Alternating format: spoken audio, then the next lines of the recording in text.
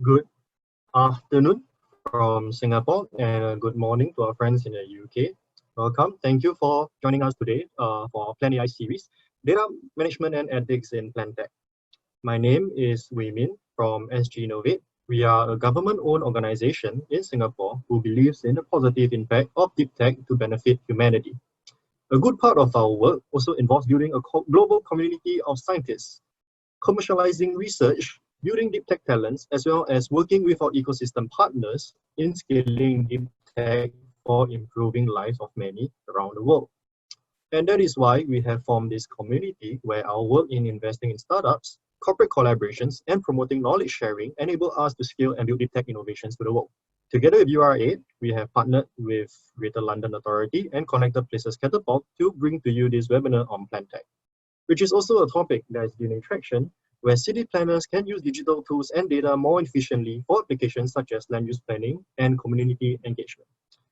With access to this mass amount of data, the question is also how can planners adopt a high level of discipline in its management and address the ethical concerns behind its governance and usage. Today, we are very happy to have city planners and data experts from both Singapore and UK to share their insights and expertise on the subject in both regions. With no further ado, do allow me to pass the time to Eric Tan, Executive Urban Planner from URA, for sharing of URA's data journey, experience, challenges, and ideas in planning analytics before we start on the discussion for the day with our speakers. Eric, please. All right, thanks, Wei Min. I've just brought up our presentation. Can you let me know if you can see the screen? Yep. Yep. All right. So yeah, just give me a moment. Let me get the video panel sorted out. All right. Yeah. Good afternoon, everyone. I'm Eric from URA. And I think to kickstart this panel discussion, I'll be sharing on URA's data journey, how we use data as an enabler for the digitalization of our planning processes. I think why we wanted to do this was really to share some ideas which we hope can be helpful for setting the context for the panel discussion later. And I think, as you may recall, some of my colleagues from the URA actually shared about PlanTech a few weeks ago. And as a result of their engagement, the use of data for planning and analysis was one of the key topics raised during that discussion. So in a way, this is also a bit of a follow-up from that session. Yeah. So maybe for the uninitiated first, let me just introduce URA, or the Urban Redevelopment Authority, and who we are and what we do.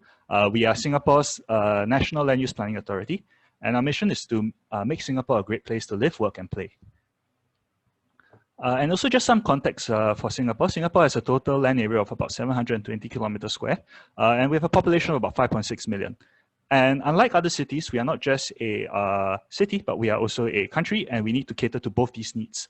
This means that our land area is needed not only to provide for residents' needs like housing, industry, and commerce and recreational space, but we also need to cater for larger national needs, such as our port, our airport, military training ground, as well as reservoirs. And for other large countries, these can be located typically outside the city area, but this is not the case for Singapore. And so because of this, we need to really think about how we balance and allocate land for all these different needs and fit them within our territorial limits. And so because of this, our urban planning approach is really centered on three key pillars of sustainable development: the economic, the social, and the environment. And this all has to be achieved within the limits of our land and sea space. And so a key consideration is really resource optimization in our planning process. In addition, we also need to plan for greater flexibility and resilience, given challenges such as climate change and other uncertainties. So what does that mean for data and planning, and how to contextualize our planning mission to assembling planning data, which I think is the topic for the forum today. So I think, as I covered in the earlier slides, really, firstly, you need to bring together data from different domains. So beyond just the economic, the social, the environment, the land and sea data, you also have to think of other related data, such as mobility data, infrastructure, lots of different domains that have to be brought together to get good planning insights. Secondly, we really also need to think of the issue of scale, because really spatial data exists at multiple scales of development. And in fact, multiple observations can be represented within the same space. For example, to use the Singapore context, And I think it's the same for many places around the world. Spatial data can be represented at many scales. You can have the unit, you can have the floor, the building, the site, and at different administrative boundaries. Sometimes these boundaries overlap, sometimes they don't, sometimes they are interoperable, sometimes they're not. So that's one challenge, the challenge of scale. Next is also the challenge of time. Different data exists at different periods of time. You have your historical data or your past data, your existing land use or your present, as well as what you plan for in the future. So how do you bring this together and make sure that these data sets relate to each other across time? And of course, another challenge is the format. And I think this is also closely related to the issue of time, where past data or historical data will likely exist in non-machine readable formats, such as documents, images, PDFs, CAD files, for instance. And of course, data that's collected more recently will be available in tabular or even GIS-compatible formats. So the question is, how do you bring these different formats together as well? I think finally, it's also the question or the challenge of ownership. URA doesn't own all the data pertaining to land use or city planning. Some data resides with the community, some data resides with businesses, and of course, some data, such as mobility, infrastructure, or economic data, resides with other government agencies. So how do you bring this all together, bearing in mind the challenges that I shared? So I think we've done a series of things. Of course, it's an ongoing journey, but I think these are some of the efforts, some of the ideas that we've undertaken in order to bring it together, all together.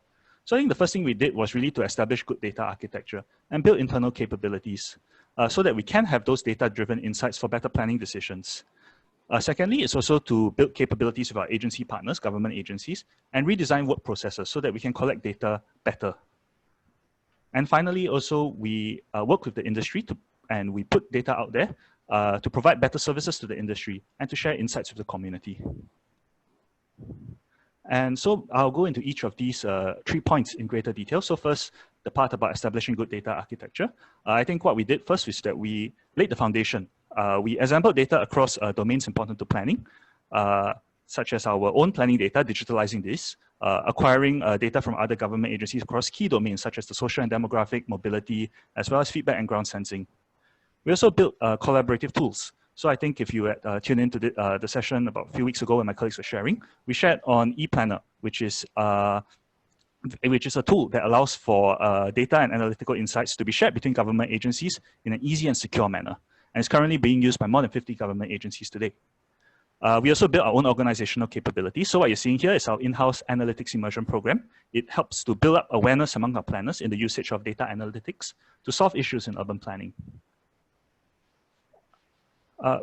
Beyond that, planning in Singapore is a multi-agency collaborative effort. So in fact, actually different infrastructure lies under different agencies' purview. So for instance, HDB has their housing, JTC has their industry, LTA for transport infrastructure, PUB for utilities, etc. And of course, nonetheless, there are close interdependencies. For instance, when you want to develop a housing estate, you will need supporting infrastructure, the roads, the sewage, the power, the water, so on. And so it's important to know the status of these projects. And I think previously what we did in planning was these were coordinated, perhaps in very manual means, right, through email. And what we did was that we worked with agency partners to redesign this process. We rolled out this thing called the Urban Systems Dashboard, which allows for closer tracking of infrastructure rollout. We introduced it as a way for agencies to coordinate and share their planning data via a common platform. Building on this, we also collaborated with the Ministry of Health to spatialize their data on ePlanner. And URA and Ministry of Health planners can benefit from these shared insights on ePlanner. I think finally, these collaborations actually provided the foundation for more recent efforts to work with agencies to embark on life cycle planning of towns as part of our recent master plan exercise. So what we did here was that we had a collective use and sharing of data analytics to plan for our towns more holistically, to cater to different needs and the changing needs of the town as part of different stages of the town life cycle. Beyond that, we also harness data to provide businesses and individuals with better services and insights.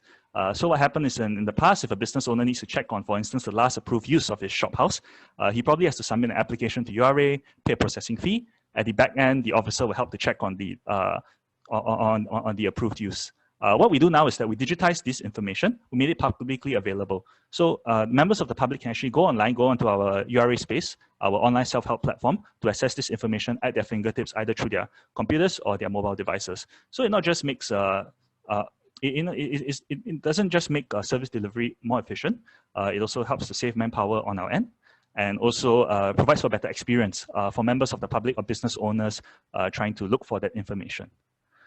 We also embarked on a research collaboration with the ride-hailing company Grab to look at travel patterns for commuters using ride-hailing apps. And that helped us to better understand the linkages between land use and commuting patterns.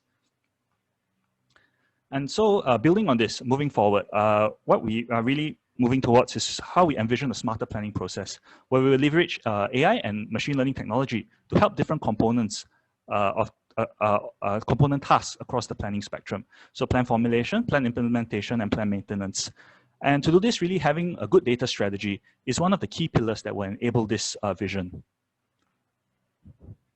And so because of that, at the organizational level, we recently developed a framework to guide the formulation of our data strategy to support our organizational mission and vision, and really with 3 desired outcomes. We want data quality to be good.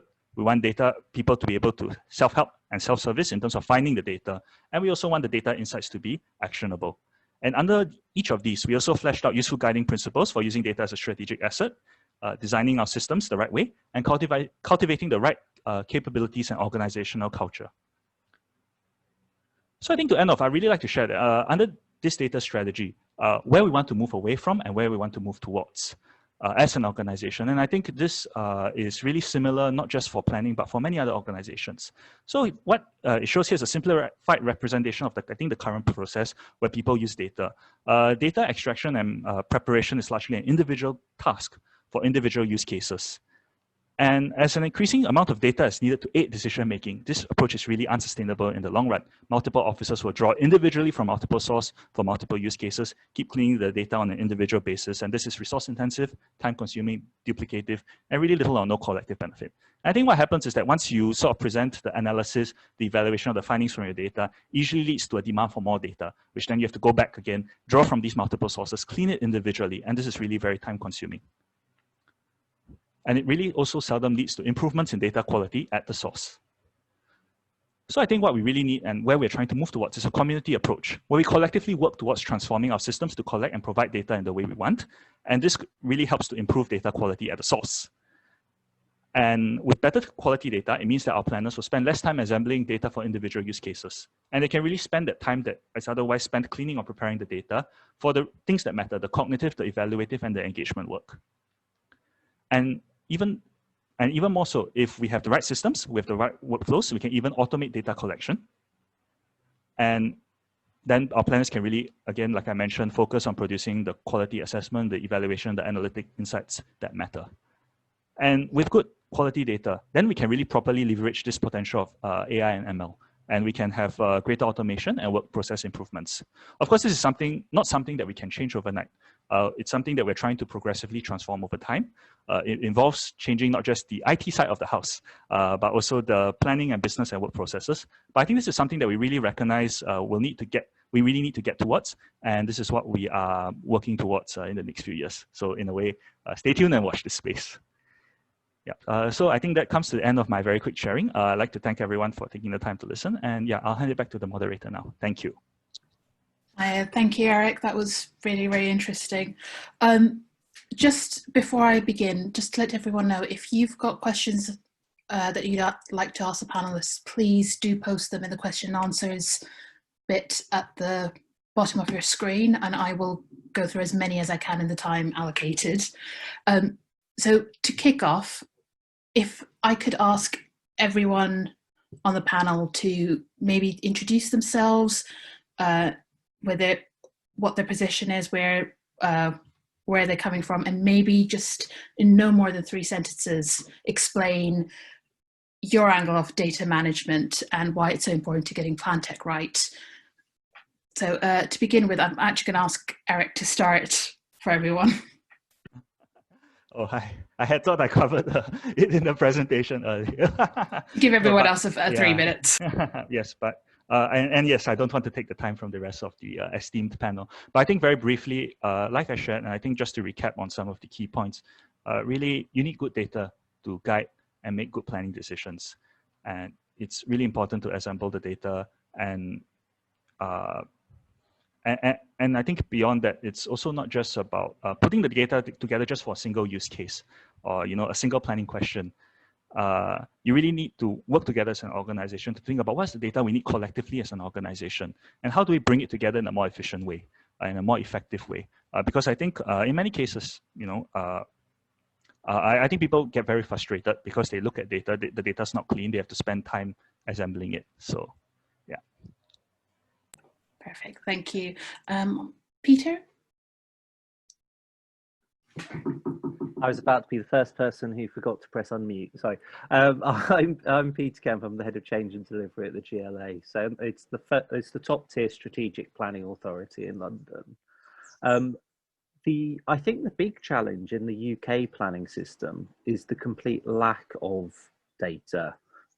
We have, and as a direct result, the PlanTech sector and actually the PropTech sector struggles to really escalate and grow because of this lack of quality data that exists. And that's kind of the space that we're working in at the moment. Claire? Hi, I'm Claire Fram, a senior product manager at Arup. Arup is a global firm of engineers, designers, data scientists and consultants, and I work specifically with our city modeling lab, which is an exciting R&D initiative that's taking agent-based modeling and applying it to regional and city scale planning. So from my perspective, I sit in a place where we use data and we identify all those gaps that Peter is just identifying, and figure out how do we approach those gaps, and also work with our clients, many of whom are in the public sector, to best find a way forward. So I'm looking forward to the conversation today. Thanks. And Suresh, I think our only non-planner in the room. Yeah. Hi, everyone. My name is Suresh Shankar. I'm the founder and CEO of Plan.AI. It's my second startup. I'm based in Singapore. My first startup was an analytics firm called Red Pill Analytics that worked largely in the consumer banking and telecom spaces. And Plan.AI also works in consumer banking and AI, which makes me wonder what I'm doing in a panel where we're trying to plan cities and the future of governments and how government should use data. But I guess I'm here to bring a slightly different perspective onto this. And one of the things that I've seen happen a lot in the private sector is that the emphasis on collection of data and saying, if only I had the right data, I could make the right decision, is perhaps a little overstated.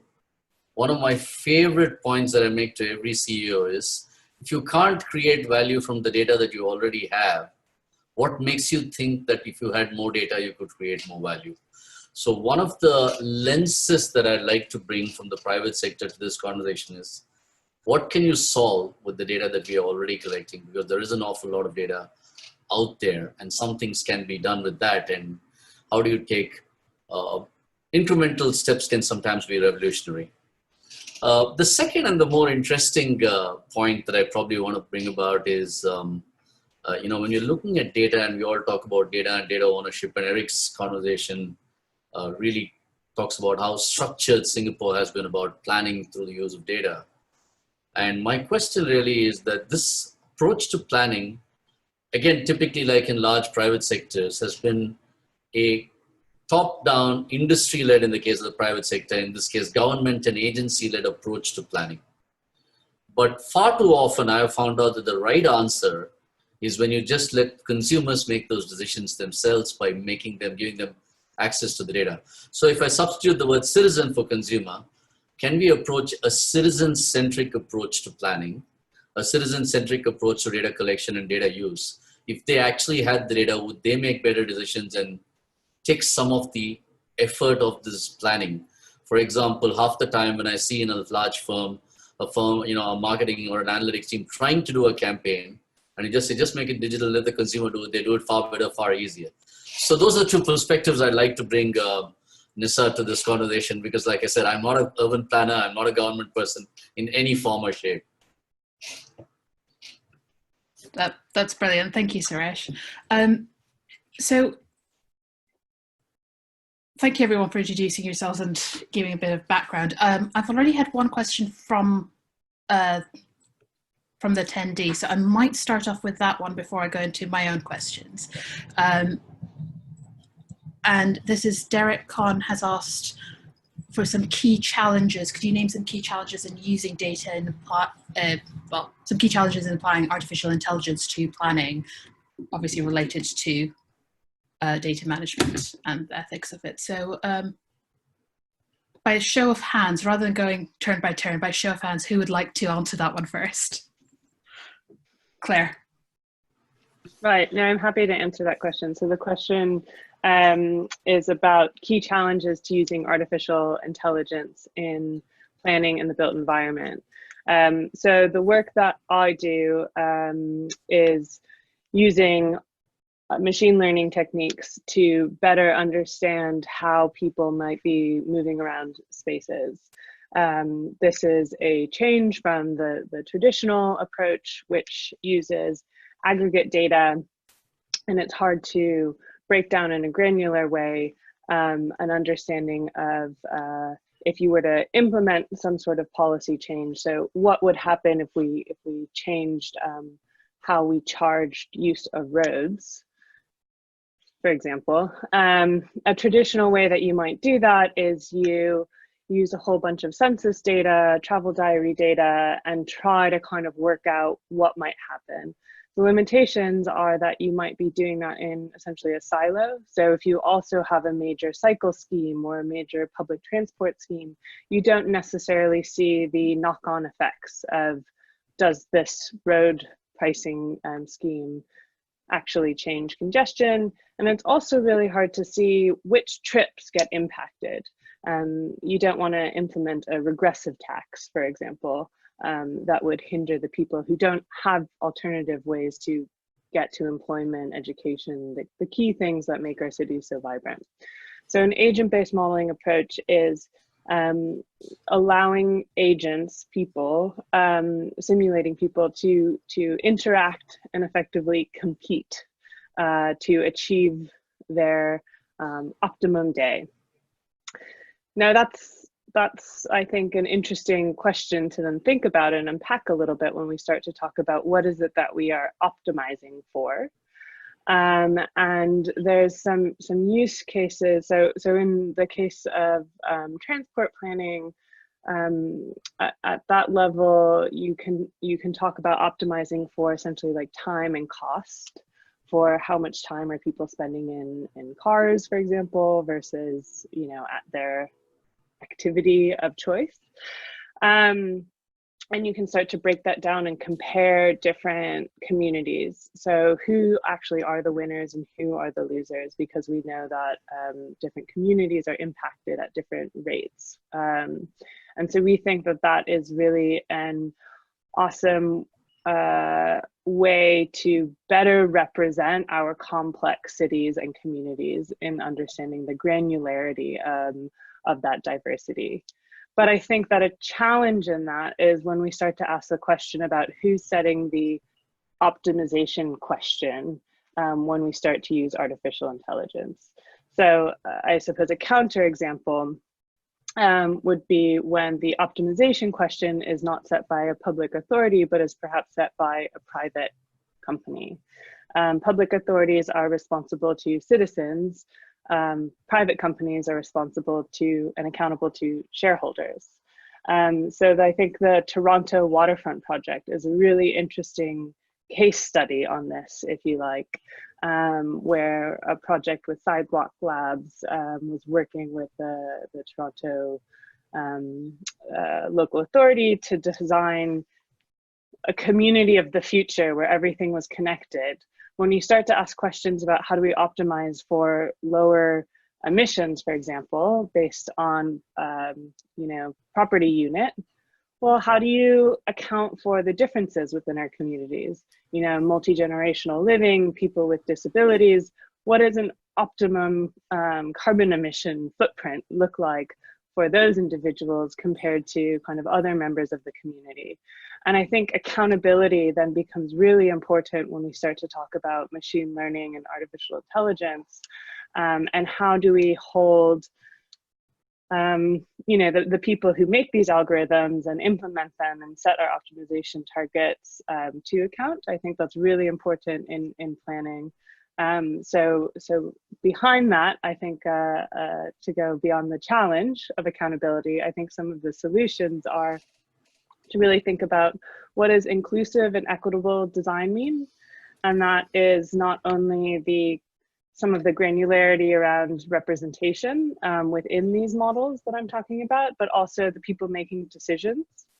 And also transparency, because ultimately the outcomes are the sum of the methods and the data inputs. So that needs to be really transparent to the citizens who are ultimately impacted. Thank you, Claire. That was a great answer. Would anyone like to add to that? Peter? I think that's probably a really detailed response. Fantastic. And I'm sure Suresh is far cleverer than me on this particular point. But it kind of goes to the heart of the challenge for us, which is until we grapple with the difference between AI and machine learning. So we're really clear that AI is about doing those things that we've always thought humans needed to do, machine learning being something far cleverer around algorithms learning from each other. We probably are going to struggle slightly, but actually we kind of still struggle with some of those core kind of basic questions. And I fear we slightly try to run a little bit before we walk in this space. And that's probably, so I could tell to people who managed to get some really kind of clever insight, but until we have the core data, it's kind of we're really struggling. Suresh? Yep. So if I might give a slightly different approach, right? If you look at this thing and you say, what are the big challenges that you want to do in solving for any particular thing? There are some things that Eric outlined very well. Data collection, data aggregation and making linkages between different types of completely different data sets in terms of both the structure of the data and the timing in which they come. And then you come to, okay, can I make a meaningful insight? And then in the new world of AI, you say, is the meaningful insight got some bias in it because of something that you don't know? But that's generic, I think, to any problem that we're solving. I think if I look at it from the public good perspective, and I take I take an approach that, governments should be able to get hold of data. The fact is that if you're not going to get the data today, it is because a lot of the data that exists in the world is owned by private companies, though it is actually generated by private citizens. And this is a fundamental issue that I think governments need to get their hands around and use legislation and regulation to solve in some ways. For example, if I'm generating data simply because I'm sitting in my car and I'm traveling there and Waze or Google has access to it, why would the government not make it a part of a license to say, on a private basis, for certain use cases, this data should be available to governments? It is, after all, generated by citizens of the country driving inside the country. So I think the issue really is fundamentally one of who owns the data. If we let private citizens own data, governments will not be able to solve these problems, because governments we will all sit here 5 years from now and we'll say, I wish I had this data to solve the problem. But literally every piece of data out there is being generated by a consumer and a citizen, and a government should be able to have access to it. Now, that's one side of the issue, right? The second side of the issue in this whole thing is coming around into, where does collection of data, where does it all go into the issue of data privacy and ethics around using this stuff and so on. And again, I think this is beyond the realm of private companies to be able to solve this, right? I think we need to adopt some norms where people are saying, listen, we will not be able to use this to track citizens at an individual level, but we need to be able to extract something from this, which is on an anonymized or pseudonymized basis. And a lot of private companies already do this. The technology exists for it. So for me, this is not a technology problem. This is not a data problem. It is about whether the data that is being generated today by billions of people, citizens, can be made available to governments to be able to use it for the betterment of our lives. Unfortunately, the truth is today, regulations are such that you can't. And this is only going to change if you regulate this back into a model where this data is allowed to be used. It is by the citizens, and therefore it is allowed to be used for the citizens. So it's a fairly radical take on this, and maybe it's not something that, but I think the European Union is probably a little bit more further ahead than places in Asia and the US in this. So it's interesting because I've seen two people suddenly look like they want to answer that. But before I go to either, the same. yeah. So, but before I do that, I just want to quickly ask Eric if he wants to pitch in before I pass on to Claire or Peter. Right, thanks. Yeah, and I think there are also several questions, so I think we want to get to it. So I'll make this very short. I really like what Claire said about how, in terms of using the data, and when government entities use the data, we are ultimately accountable to our citizens. So I think important things that we need to think about are things like transparency, being very being open with how we are using the data, and also using it in a secure way. And I think, of course, there is that concern about. I can see some of the questions already coming out about ethics and using and data ethics in the context of AI and machine learning. And I think one way, of course, again, these are really nascent technologies, and I think Peter also pointed out that the data is sometimes not even there, right? You don't even have that foundational base data to even start. But I think important consideration is really that when we think about these tools, AI and machine learning, and how I think we have approached this question in the URA, is that in the end, it's not the machine or the artificial intelligence that make the decisions. These technologies are there to help us to guide decisions. Ultimately, in the end, it is to the judgment of the planner, a human, who is, again, a government and therefore accountable to the people, to decide whether what the machine is telling or the AI is telling him is right, is ethical, is correct, or is the right decision at that point in time. And I think then it goes back to the human touch. And I think then I will fully agree with Suresh that actually this data issue is not about technology. It's not about whatever fancy algorithm or dashboard or tool that you build. It's ultimately a people process. And how do you design the right processes and the right frameworks such that the data is used in the right and the ethical manner and to the benefit of the citizens that we serve? Yeah, so that's my short answer. Right, Peter, Claire, who wants to answer this one? Claire, you go for it. Right, I just wanted to respond to Suresh's statement around how the government should have access to data generated by private citizens. That's an interesting question that's currently being debated in the courts in America, because the LA Department of Transport has effectively said that to rideshare companies like Uber. And Uber and the American Civil Liberties Union have actually teamed up on this one. They're on the same side, saying to the LA, which is a slightly unusual team around this question, to say to the Los Angeles Department of Transport that individuals have given permission for this company to use their data. Individuals have not given permission for the government to use this data. And so that, I think, it will be interesting to see where the courts land on that and what the kind of discussion around that is. But just an interesting, relevant, essentially case study that adds some complexity to that perspective. Peter, what were you going to say? I was just going to kind of add to that. We are kind of really struggling and grappling with this in the English courts as well. And we've not really taken the challenge yet into the built environment, except for probably one case where the London Metropolitan Police Authority was pursued for facial recognition technology. We've had a number of decisions either way on it, and I don't think there's going to be a settled response yet. The question and concern, I think, that I, as an individual, setting aside my role, would have is: do I think that government should own that much information about me? But if I don't think that government should own the information about me, who do I think should own it? So you've kind of almost got two ways, because do I think that government would abuse owning information about me? But even if that's kind of the case, I do think there's an overriding debate about the public interest.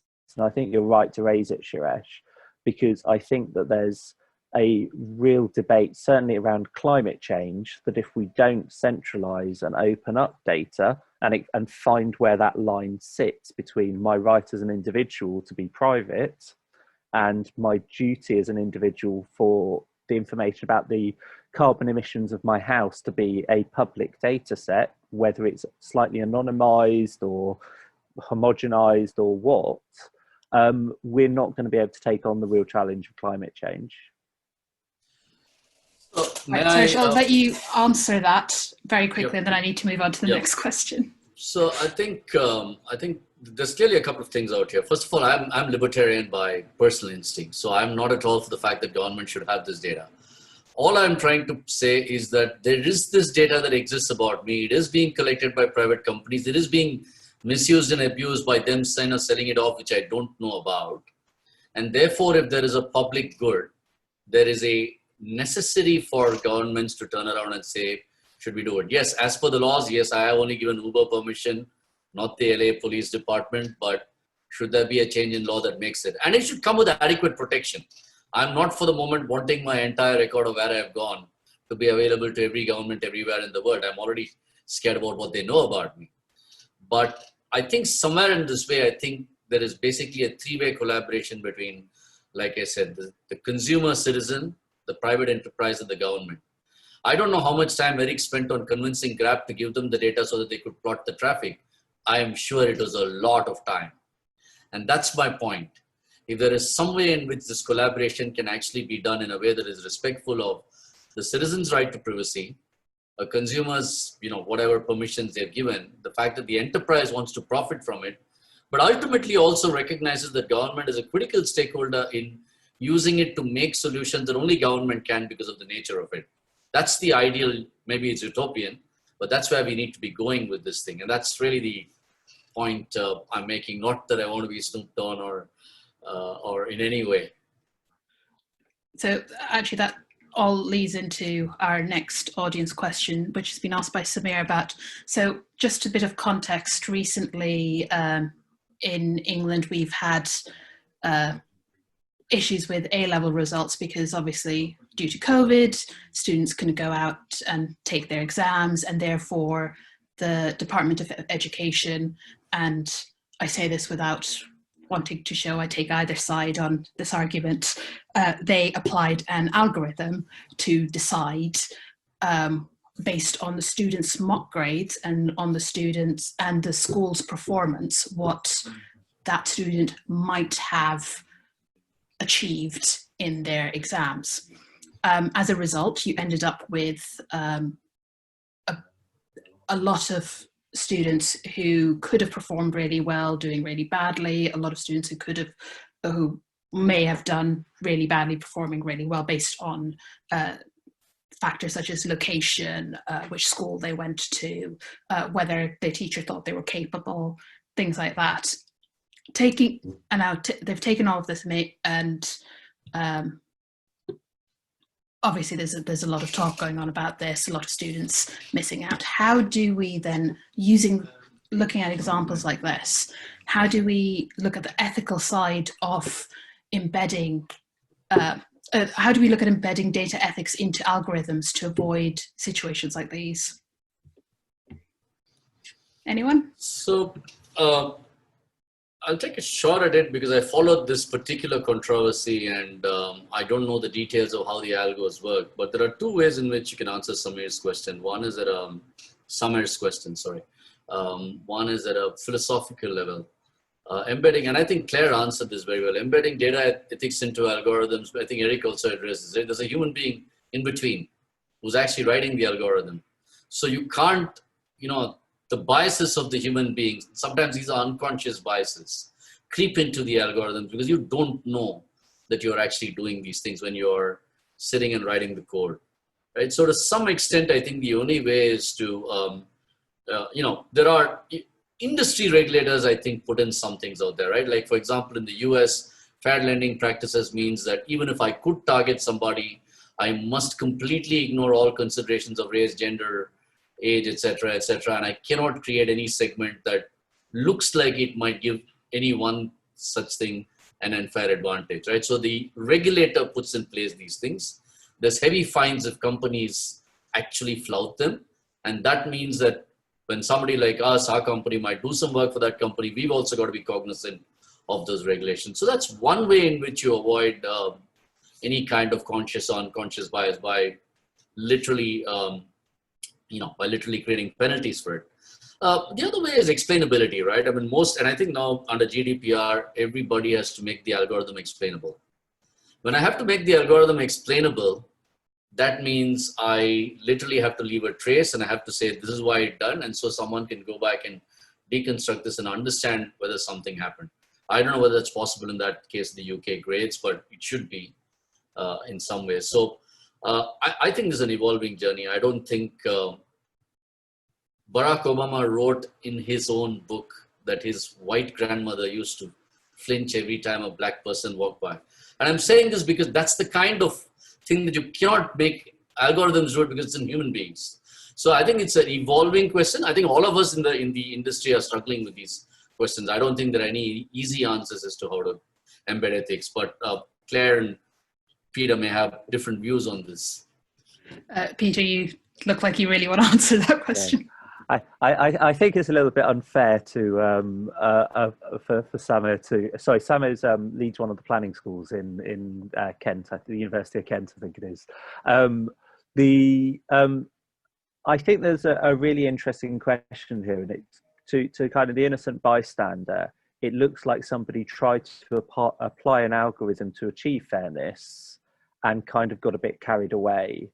And I actually think, in applying the principle of ethics here, what we probably need to do as good practice is say, this is the outcome if we don't apply this algorithm, and this is the outcome if we do apply it, and let the world decide the answer. And I think it's an openness type response rather than I think trying to hide away the logic behind an algorithm is the thing that gets you into trouble. So Claire or Eric, would either of you? Claire. Yeah, so it's an interesting question because the example of the A-level results, essentially what we're seeing is a public pilot of an algorithm that has massive impacts on individuals' lives. And technology companies can do pilots, and if they fail because it's a pilot, it's fine because it's a pilot. It's not fine. And I'm sure that the private companies lose lots of money and there's their own things, but it doesn't have the same potentially kind of lifelong lasting impacts as some of these algorithms that we see in the public realm. I think that what is a little bit challenging about this question is relating it to how do we do planning?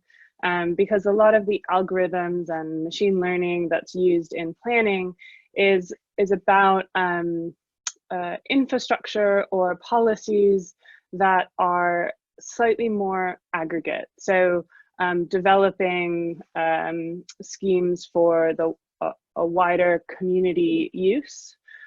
So understanding, if you want to put in cycle lanes or if you want to change zoning of a particular area, what might that do essentially kind of in aggregate on the whole, who are the winners, who are the losers, but you have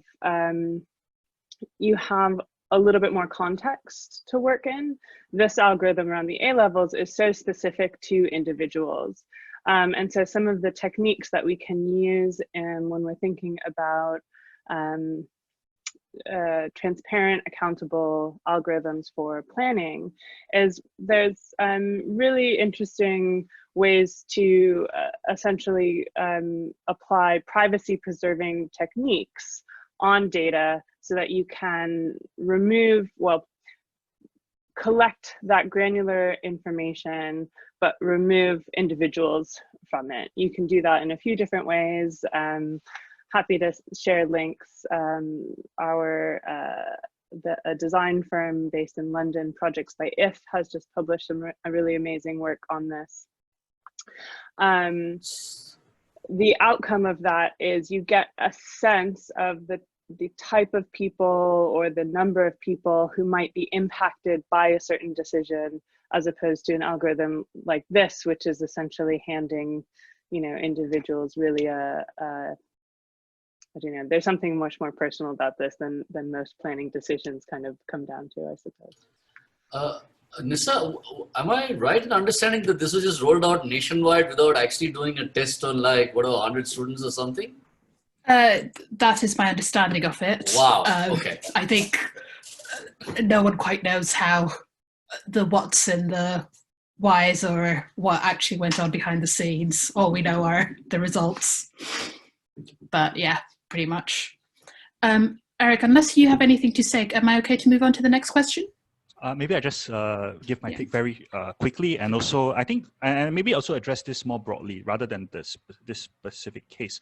I think we go back to this thing about data being a people issue, and I think the question is, in a certain sense, I think the broader question has to be asked: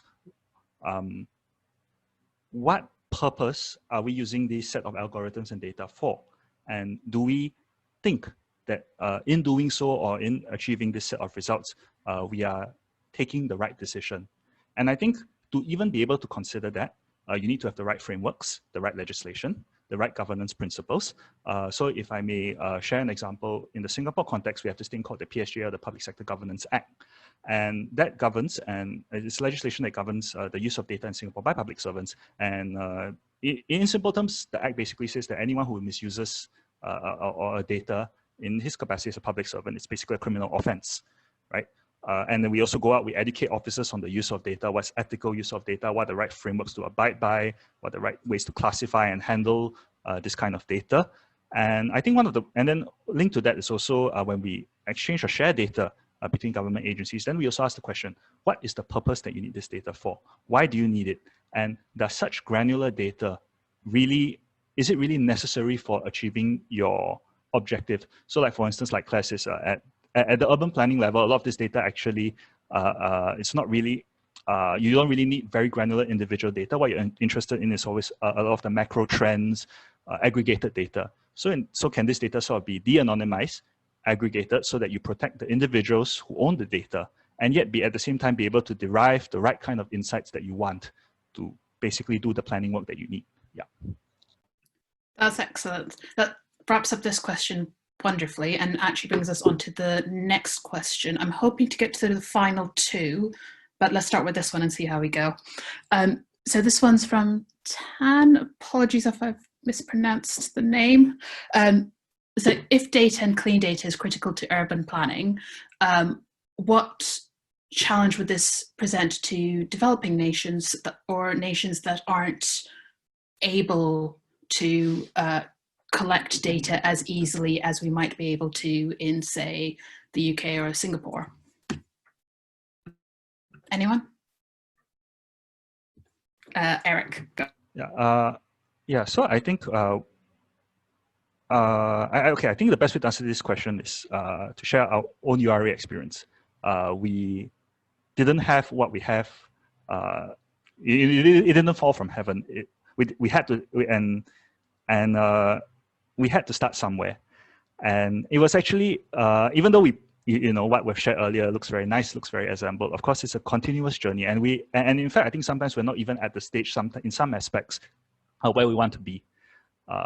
Sometimes data is not clean, sometimes certain data is harder to assemble. I think I also shared issues about how data collected at different urban scales, it's not very interoperable.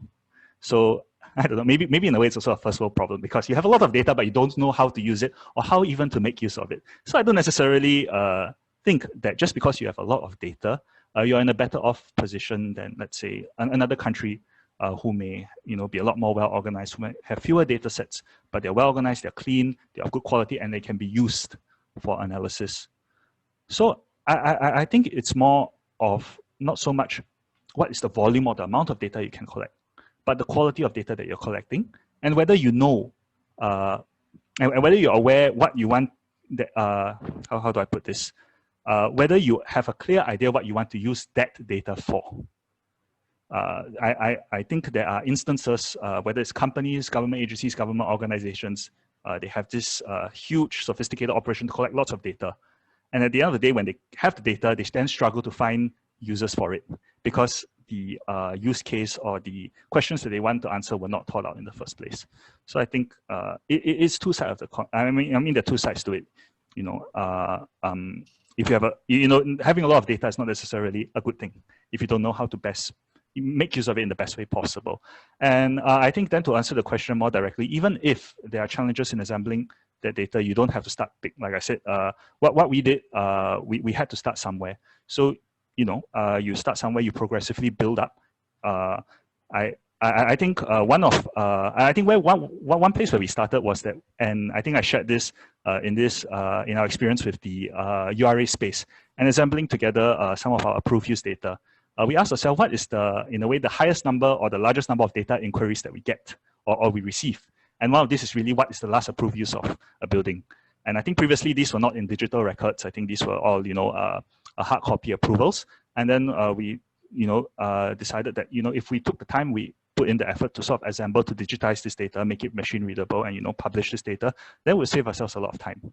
So I think you really have to start with what is the question you want to answer, or what, or what is your, or what is the data that's most requested for, and then make the effort to assemble it. And then once you find that you can demonstrate value in assembling that data, then you can move on to the next and the next and the next. And then soon you'll be, yeah, you'll be looking at it and you'll be thinking, hey, you know, we've come very far from where we started. But it's a journey. It really is a journey. Fantastic, Eric. Would anyone like to counter that or respond? I'm not going to counter that, but I think if you take countries, I mean, Tuan, you probably, you know, if you take Vietnam, if you take Myanmar, we do a lot of work in Myanmar. We take countries like India, all of which are developing in by any stretch of imagination. I think the single biggest generator of data is this thing. So, you know, I can track mobility without having a Grab or an Uber or anybody else operating in my country, simply by looking at, you know, telecom cell patterns that are going on, right? And I think, for example, let me take Myanmar. You know, we've mapped literally in our company, we've won this thing. We've literally mapped every single available shop in Myanmar into one map and made it available to, I mean, this is basically what we're doing with one bank. So all of it was done by simply asking every bank employee to go out to every street and just say, take pictures of all the shops in that road and just send it back. And we will take it because the picture comes with a geo tag located into it. So we just put it in, assemble it into a map, and hey presto, we have more information as one bank than anybody does about what's available in the entire country. So I think there are fairly low tech and there's a lot of data available out there, even in emerging things. And like I said, a lot of it comes back to the single one device that I think can be used to do that. So I don't think shortage of data is the problem. I think what Eric is facing is a different level of problem, that he has too much data to handle, which is because Singapore is very developed by any standard. So one more answer, then I'd like to get to the final question, if that's okay. So it'll have to be between Claire and Peter. Peter, go for it. I think from my point of view, the biggest challenge to collecting data, certainly in our planning process, is about the fact of having something requiring to go through a process for us to be able to collect the data about it. So if we're trying to capture data on built environment stuff in some very challenged third world country, I'm not going to pick one, but a country where there's no planning system in place, or there's a very deregulated system in place, you are right in that it's going to be a challenge to collect any data whatsoever.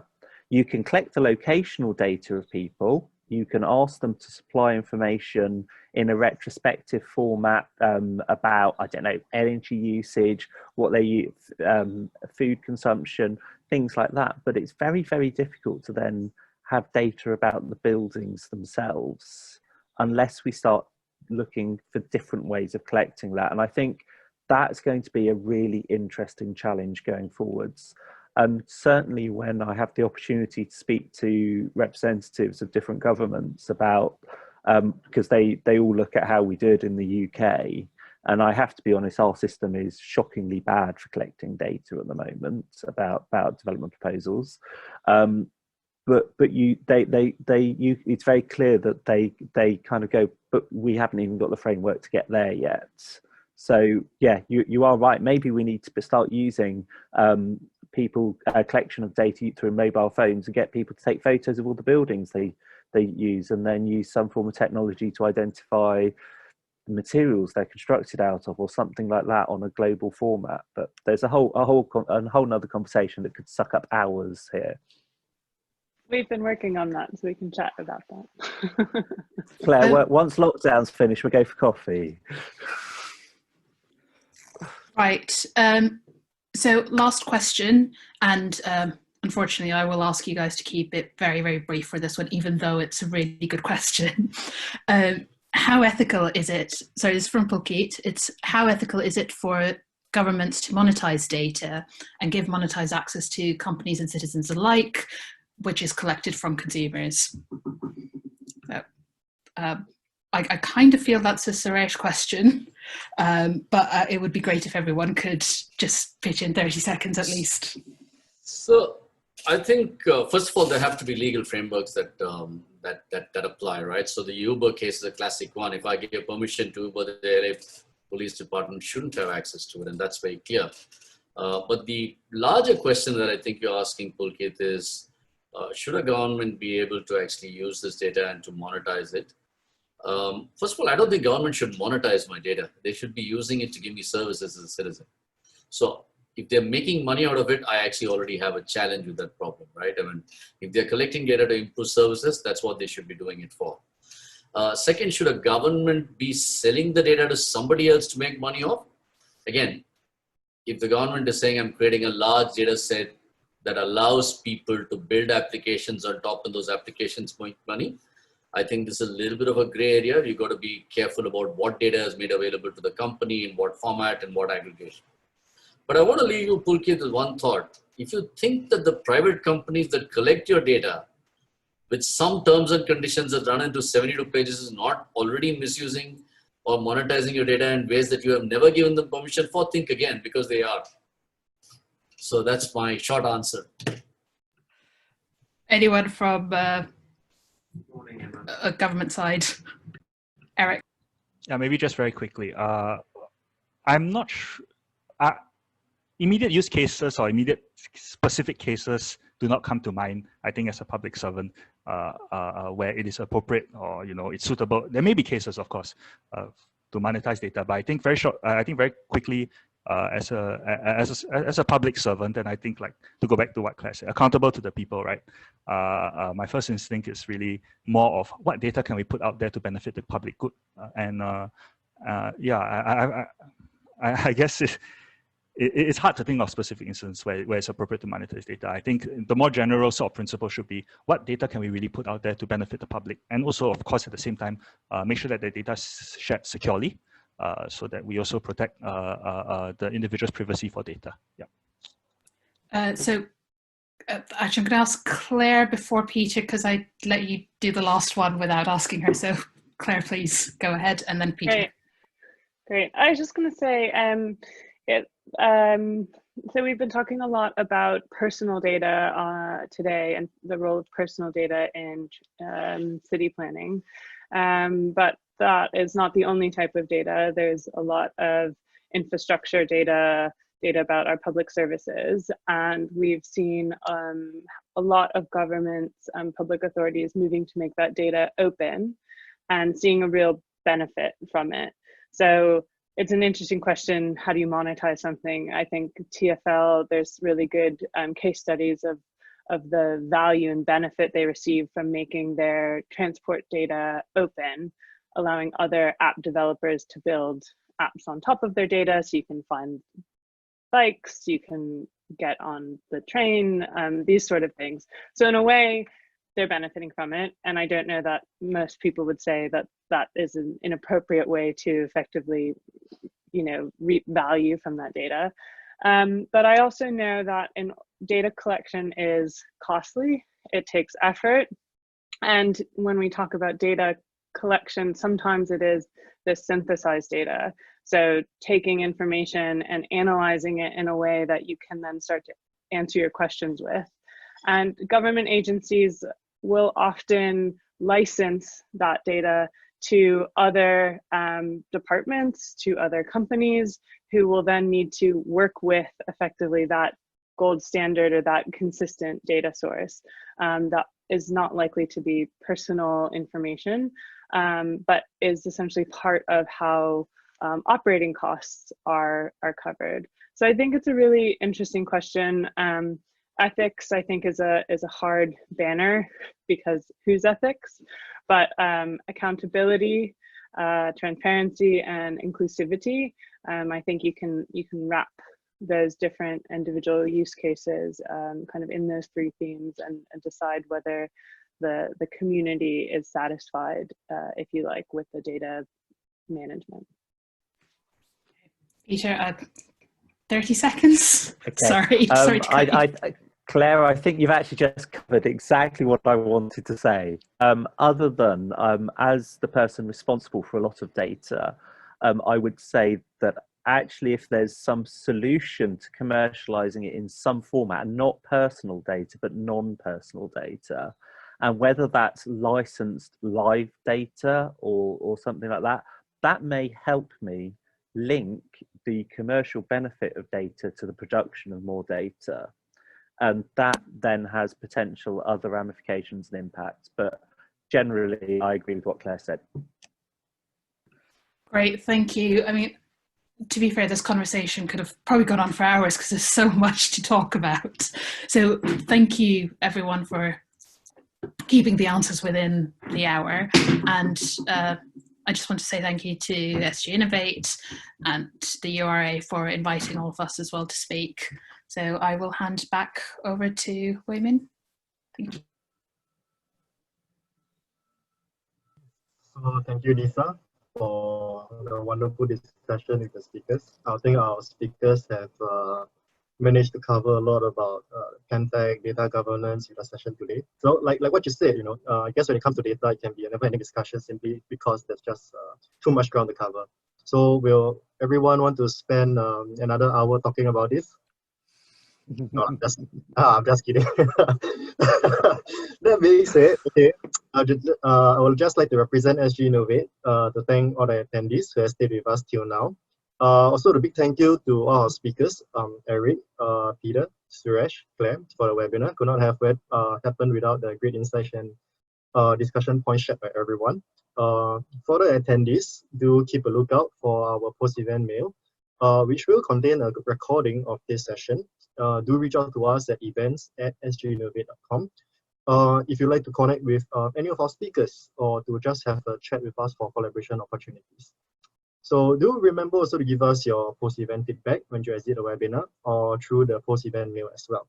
So yeah, thank you everyone. This is Wei Min. Thank you, signing off from this webinar. Hope everyone will have a great day ahead. Stay safe, stay healthy. Hope to have you at our next webinar again. Goodbye. Thank you. Thank you. Bye. Thank you. Bye. Thank you, Nessa, Claire, Peter, Eric. Thanks, everyone. Bye.